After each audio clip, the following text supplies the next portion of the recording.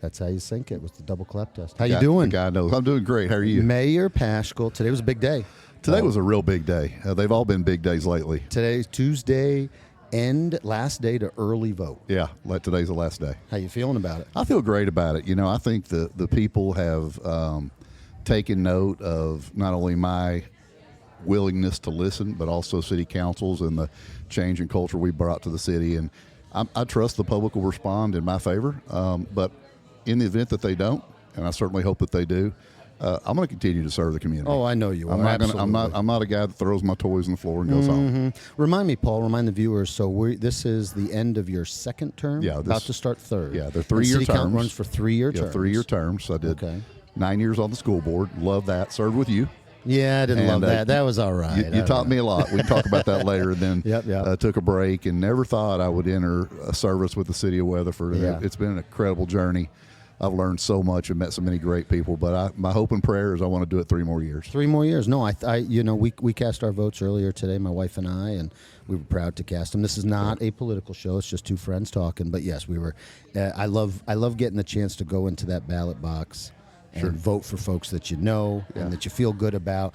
We all know that sometimes we go in and we don't really know this candidate or we don't know that candidate, and sometimes we just go with the party. But man, voting for you is one of those good feeling times. Well, thanks. So that was awesome. You know, there's the public likes to say there's a winner and a loser in an election, and I made this line up, but I tell anybody that runs for public office, the only loser in an election is the one who didn't have the courage to run. Oh, I love it. Because to put your name on a ballot, especially for $50 or $100 a month, everybody thinks you make all this money. Let's talk about that. What was the first ballot you put your name on, and what was the journey behind that? What was the thought? You know, we'd been in Weatherford about 3 years. We've been here just about over 20 years now. Okay. And I had been involved in a mentoring program at Hall Middle School with a young gentleman that didn't have a father at home, and just started spending time in the schools and seeing that not all children lived in the same environment that our children lived in, and felt a need just to try to bless other people with what I'd had as a child. And then got involved in the DEIC committee and on the Education Foundation.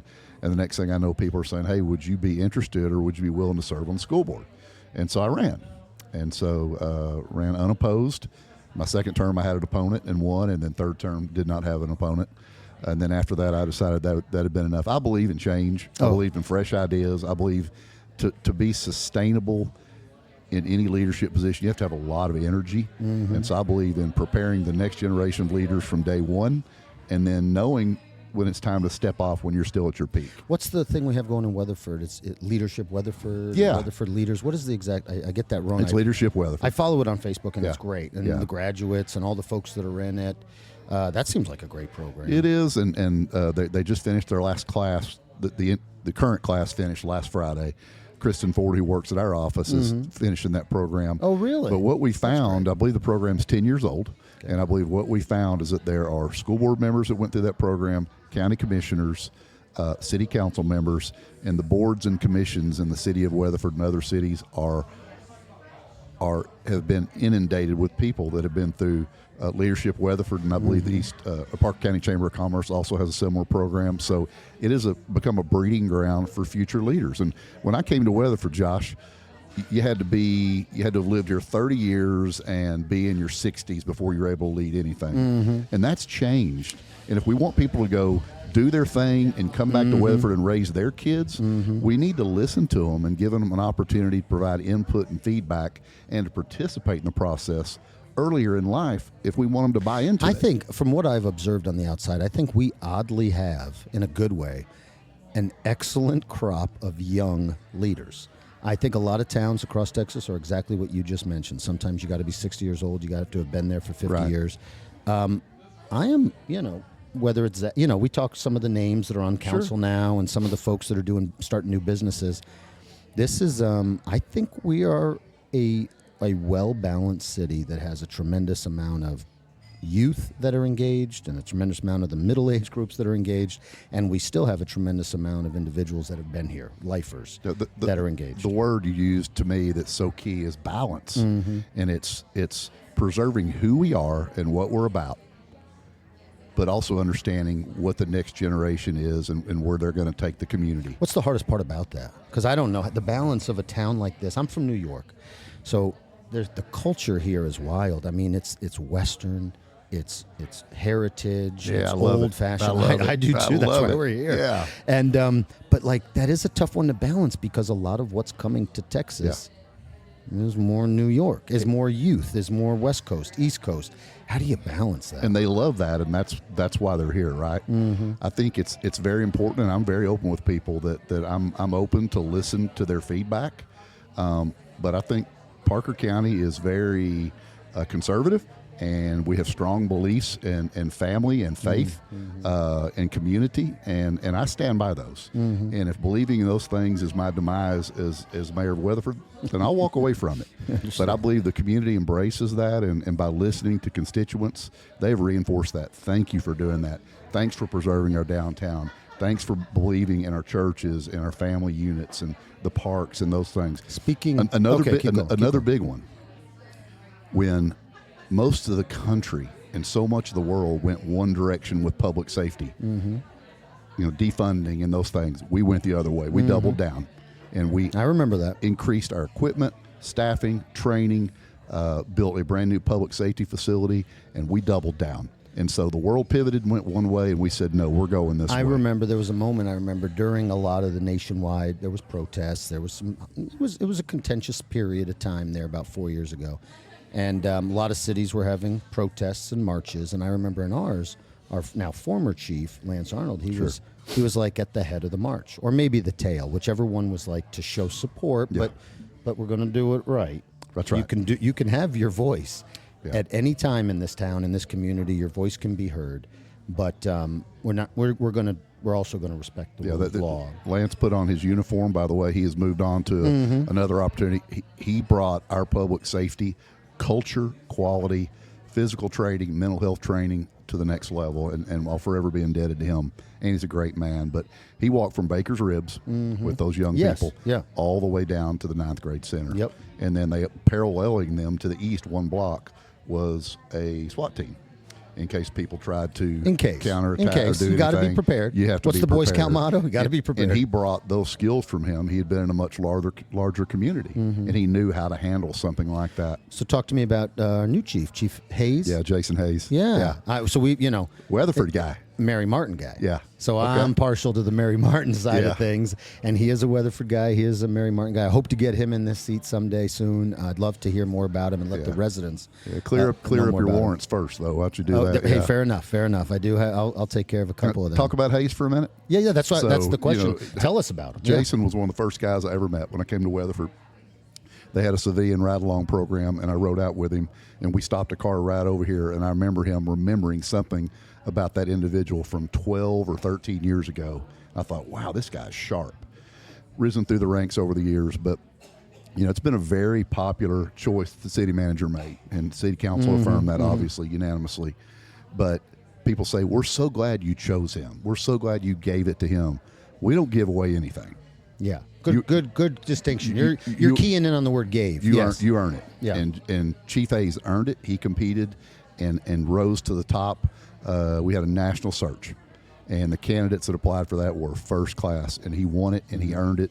And I'm so proud of him. And it's so great to see somebody go through the system in Weatherford, Texas, education, on and on and on, and to be the leader of our public safety, our police. Well, I'll tell you, next time you talk to him, you just got to say, hey, have you done the ParkerCAST yet? You got to do that ParkerCAST. We got to get him on.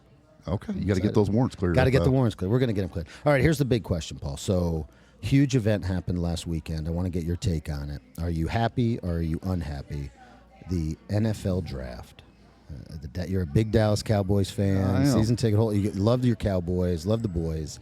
Are we happy at the draft or are we disappointed at the draft? Well, the Cowboys, my relationship with the Cowboys is kind of like an old high school girlfriend. There you go. She kept breaking my heart, but I kept taking her back. And so what I would tell you is with the Cowboys is kind of my motto in business and everything. Don't tell me, show me.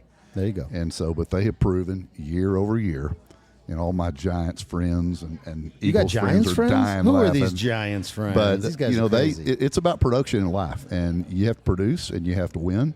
And it can't be the rest faults and injury faults. At the end of the day, it's about productivity and results. There was a quarterback that kept sliding. Did you wish at any time the Cowboys would have snagged, or are you happy with that? I was in a group text with my brother-in-law and my son, my two brother-in-laws and my son, about that. And when he was, it was going to the 5th round, I said it wouldn't surprise me because Jerry loves the sizzle and the marketing and the spark. There's a lot of sizzle there. But no, I think Dak Prescott has tons of potential. It's time for that to be realized.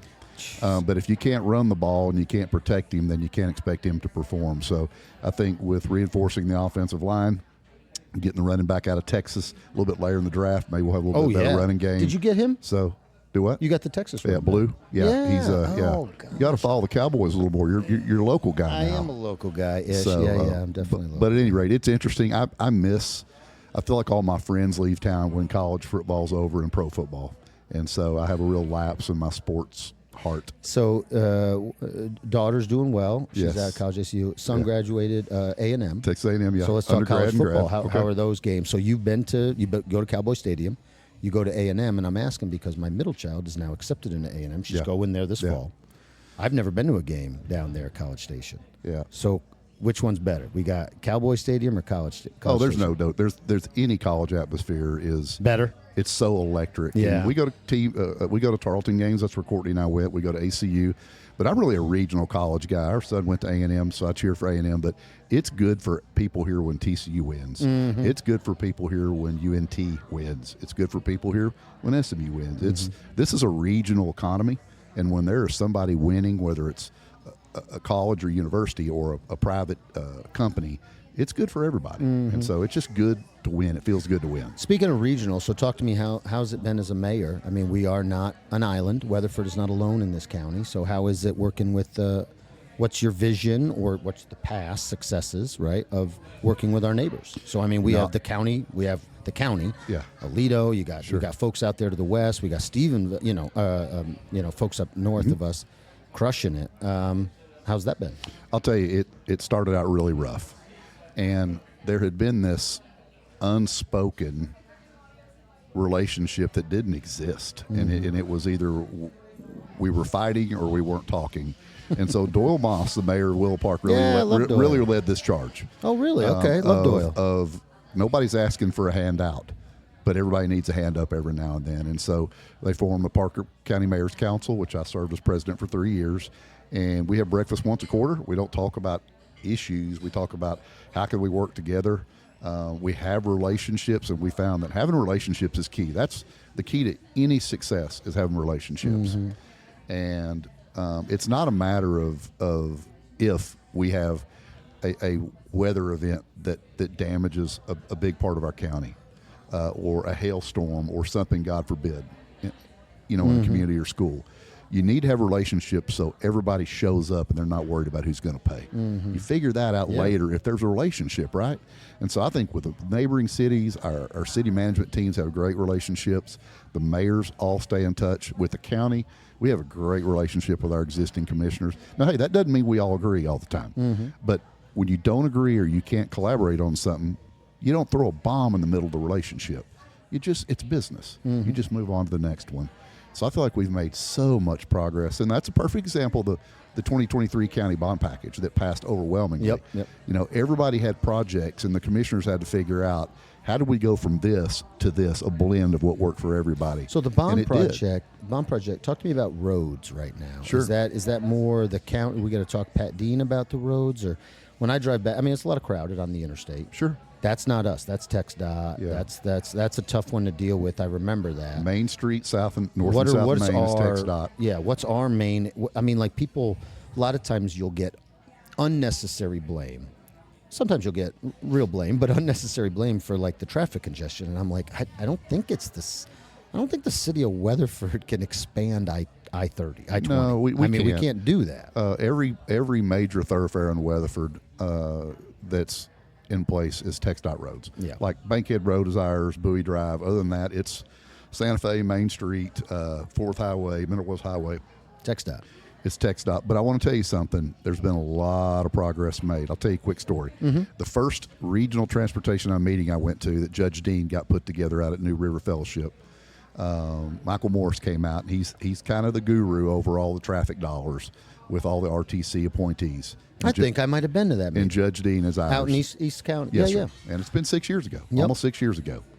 And we talked about needs and everything. He said, we've had plans for Parker County, but they've been on a shelf for 5 to 7 years.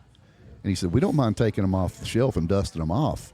He said, but you've got to understand, the last 2 times I was in Parker County, I had to be walked to my car by law enforcement officials because they didn't want us out here. And so that's where we started 6 years ago, Josh. And that kind of goes to the question of remember earlier I had asked you, the heritage side, like the difficulty of I guess cutting to the chase, there's a tremendous amount of people that we see on social media, and they're like, nope, I guess we're growing too much, or we're not the old town that we used to be anymore. And it's a tough balance. I don't envy you. We are the county. Weatherford's the county seat, largest city in the county. Yeah. That's a tough balance. Is like we are growing. A lot of conversations. Yeah. and people have the right to buy and sell real estate. Mm-hmm. And what cities and counties can do is put protections in place to try to make that quality and sustainable growth. But here's the catch-22. People want low taxes, and I do too. We've dropped your taxes from 45 cents to 39 in 6 years, and I'm proud of that. But say that again, 49? 45 to 39. Excellent. And I'm proud of that. We worked real hard to do that, and we've grown and done the things we need to do. But they don't want growth. And so about 42% of our budget is sales tax revenue. Mm-hmm. And so you want low taxes, but you don't want any growth. And what growth brings is sales tax revenue. Mm-hmm. So it's a hard balance. Well, hard balance. I like, personally, not speaking for you, the town, anybody, my wife and I were just talking about this, Susan. We like that the growth seems to be concentrated in growth areas. So we now have a Texas Roadhouse and the Perrys, and that area seems to be bopping. And we're building in areas where building is appropriate. It does seem like we're also, holding the line on areas where maybe we don't want a Texas Roadhouse. We don't want a Texas Roadhouse on the square necessarily. Or apartment complexes. Or apartment complexes on the square. We have several calls a week with people wanting to build huge multifamily complexes. You're preaching to the choir. We did a multifamily study 2 years ago, and council made a public decision that it's about 150 units a year is what we'll tolerate.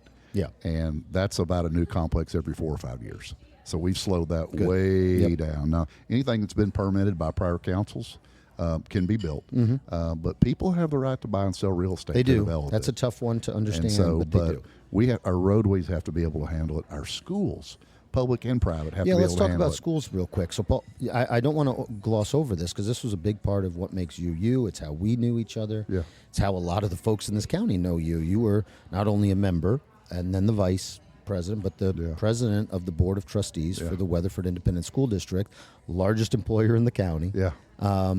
Largest budget in the county, more than the municipal. Weatherford ISD, this is a big deal. We talked about how you got into it. How much did you enjoy, or was it difficult? Leading that. You were in charge of the Weatherford ISD. I loved it. Awesome. I loved every minute. I love the kids. They energize me. I love the teachers. I learned so much about people and conflict resolution and data, and I saw education changing. I saw the way teachers were treated changing. I saw the way teachers handled themselves changing. And I just saw the spirit kind of being deflated out of public ed. And somehow they become the enemy, and I don't understand that. We don't have time to get into that. No, you're not wrong. You're not wrong. It's saddening. It's saddening. Yeah. And it doesn't matter whether you're a public, private, homeschool person. Public education is the heartbeat of a community, and it has to be sustained and healthy. It is a workforce developer and a humanistic developer mentally, and it's very important. What I've noticed, because you're absolutely right, is I want to just tell everybody, like, with public ed, don't throw the baby out with the bathwater. Yeah. And so many times there are improvements that could be made. Sure, there are. But it's like there seems to be a notion of dismantle it all and do something different. And that's a little tough, because I've been behind the closed door. I've seen the good that these people are trying to do, and and if you want to dismantle, that's fine. There's to be a process for that. Absolutely. And a plan moving forward. A plan is a big one. Yeah. And it can, if that's the will, the world is not going to look like it does today, 5,000 years from now, 2,000 years from now, 1,000 years from now, probably even 100 years from now. So things will change. It's just the speed at which you change them. Yeah, and we don't have, Courtney and our kids are out of school. We have one finished private, one finished public. And we don't have children in the system, but as a community, we have to understand they're all our children. Every single one of them are our children, and they all need to succeed, or we all pay the price eventually. So I'm gonna pivot, but stay on kind of the exact same topic. It's your show. It's really almost the same topic, but it's something we were just talking about. I can't go a day. I teach at the college in Fort Worth. I'm in academics, higher ed. I can't go a day without a presentation, a virtual conference, a conference, a seminar, a symposium about AI and how it's changing changing education. Don't just stick. I don't want to bubble you into education. Is the city using it? How are we using it? What's your beliefs on it? What's your thoughts on it? This is like the future of everything. So although, yes, go. Well, I don't want to get into my beliefs on it, because the reality is you better believe in it and you better understand how to use it. Okay. I remember when they put electric windows in a car, my dad going, I'm never going to have that in my car. And we were one of the last families to have it. But you better learn how to use an electric window because the cranks are going away. Yep. And so I think AI is the same way. I have a little monthly bit in 7608 magazine that has a deadline every month. And yesterday we had to get it finished up. And at the end, they sent it to me to approve. And I thought, I'm just going to roll this through ChatGPT real quick. And I did. And you know what? It polished it up in 3 seconds, JT. Oh, and I hear you're preaching to the choir, and it boss. just dressed it up just a touch. And so, again, the way that you don't become extinct is to be able to transition and shift with change. And I'm a 54-year-old man, and I am getting older and aging and losing my hair, but I'm working so hard to stay in contact with the younger people, because that's the only way you stay relevant. Yeah. And I don't want to be a dinosaur. No. I may look like one, I may smell like one, but I don't want to be one. No, it's interesting. We're all part of Gen X, and we've seen a lot. Yeah. I mean, I remember, like you just said, with the roll-up window. I still prefer Windows 95. I was joking with Lindsay Montgomery about that. So there does seem something feels a little different about the modern day AI. I think the thing about it is, as technology advances, the pace of change advances. Oh, yeah. Velocity, the speed. Yes, the trajectory. And I think that's a little bit alarming. And are you using it? So you said, let's talk your business now. So you are a business owner, small business owner, and you just gave an analogy. You're using AI when applicable in the business. How have you seen that business kind of change and modify? Well, we've been pro-technology for a long time, internally and through marketing tools, and Courtney, my wife, handles all that. But in business, you use every tool you can to have competitive advantage, and it is a competitive marketplace. Of course, knowledge and training are a big component, but how you communicate, when you communicate, and at the speed you communicate gets you more customers and clients than if you don't. I love the C word. Competition. So you were just, that's how you compete. That's how you do it. Life is competition and accountability. It's got to be. Now, there's rules with. I was never a cheat code guy, so I kind of like real, fair competition. But you got to compete. When there's a winner, there's a winner. When there's a loser, there's a loser. And there's a lot of trophies passed out today, but at the end of the day, there's only one first place, and that's what I want to be. That's what I want the city of Weatherford to be. Absolutely, first place in public safety, transportation, parks. That's it. Historic preservation. We're going to be number one. I don't want to be. That's not my wish. We will be number one, and we're making progress every day. Yeah, I've seen it just in the last few times. There's things that, I saw the west part of the county that did great. I saw some stuff in the east part of the county that did great. Weatherford has gone through a noticeable change over the last 6 years, and I don't know if the compete is the best word. This is me talking, but it's definitely, there's been improvements. There's been an acceleration of drive. It feels like there's less complacency. Maybe that's the best. It's called customer service. Okay, let's go. And so many times people in government, not intentionally, but there's this guaranteed revenue stream, right? And it's not guaranteed, and nothing's guaranteed. And so with James Otop, a city manager, and with not just me as mayor, great guy, but with our city council. I mean, these are all customer service people. It's customer service. It all comes down to customer service. And I think as a governmental entity, you can't forget that. Everybody's replaceable, and people can take their dollars elsewhere. Oh, you're absolutely right. And so the way you drop your tax rate is to help make sure your economy is viable and growing, make sure your downtown is vital and being revitalized, which is happening, And that brings in more sales tax dollars, which allows you to increase the services you need to increase: police, fire, emergency management, and to continue to drop your tax rate. No, I love how you say that. So, and a lot of voters are going to love that. Listeners, viewers are going to love that. The downtown is something interesting that I've noticed as I'm from New York. Here in Texas, the pride around the downtowns is noticeable. It's like high school football. It's really downtown. is. Yes, you do not want to see a dilapidated, no business, wood on the windows, boarded up doors downtown. And we drive through some of them on our way down south, and it just the whole town feels less than. Let me tell you something about downtown. You can mark my words. You hadn't seen anything yet. We're protecting history, heritage, but there's new ideas and concepts for food service that are coming here. Something that changed Parker County, and really, instead of us having the conversation of why should we consider Weatherford, it changed it to where can we find a spot in Weatherford and Parker County. Was the 2023 County Transportation Bond. Okay. When developers see that you're willing to invest your own money in your community, then they're willing to invest theirs, i.e., Costco. That got them hot on Weatherford. Dude, how cool was that? That's what made HEB buy 92 acres by the high school. How cool was that being there for Costco's opening? I don't get envious too often. We were actually out of town that day. No, you were. You got a pre. You got a pre. I got to go for a pre-tour, and Paul, I met that's their even leadership better team. than the you weren't that you were like in the elite. You got to go for a pre-tour of Costco. I was so jealous. And then when I went in, there was Ironworks, and there was the Shep's cards, and I was like, and Ariat had the boots, and I was like, wait, where am I right now? Some really good wines too, if that's your pleasure. Wine. Sometimes it is. So I can tell you a quick Costco story. Yeah. So I got to go James Hotop, and I went over there for a private tour, and they were doing a final fire inspection. That was interesting to be there for that. And we walked through the store with the manager, and I thought he'd really be busy, and he was, but he wanted to take some time to show us around. And I kept noticing the floors were perfect. And I said, your floors are crazy. He said, oh, they'll look that way every morning. He said, that's one of the most important things in a Costco is the sheen on the floors. I'm going to look at the floors next time. You can see the round light reflection. He said, because people want to put their eyes down so they don't buy things. It's so bright, it raises your eyes up. I'm going to look at the floors next time, because I think you're probably right. And they are magical with their point of sale system and where things go and how they're staged. We love Costco. And you know what? They've been great. They had thousands of applications for those jobs, and they're good jobs that have benefits. Oh, yeah, totally. And so good for Costco. We're really glad to have them. There's more good, great partners like them coming. Once Parker Costco County. comes, they create their own weather pattern. Yes, I mean it's bonkers. Paul, we're down to our last 60 seconds. I would be remiss if I did not give you an opportunity. I can ask some direct questions, or you can just kind of open it up. But I want a big part of you is your family.